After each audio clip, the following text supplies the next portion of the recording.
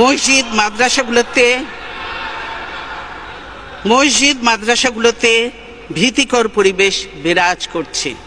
নাম সব আপনাদের কাছেই আছে।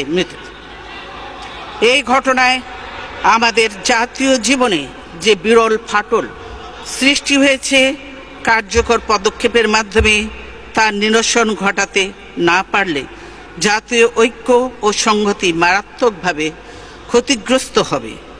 অথচ দুঃখের বিষয়, দেশের বিভিন্ন এলাকায় এখনো আলেম ওলেমা ও মাদ্রাসা ছাত্র শিক্ষকদের বিরুদ্ধে নানা ধরনের মামলা দিয়ে অহেতুক হয়রানি করা হচ্ছে। আমরা এই অপরিণামদর্শিতারও আশু অবসান চাই।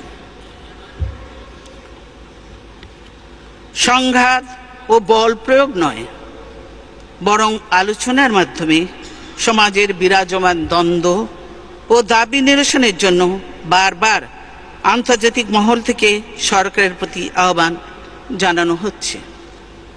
সরকার তাতে সাড়া না দিয়ে বিরোধিতার জবাব দিচ্ছে রক্তক্ষয়ী পথে, হত্যা ও নির্যাতনের মাধ্যমে।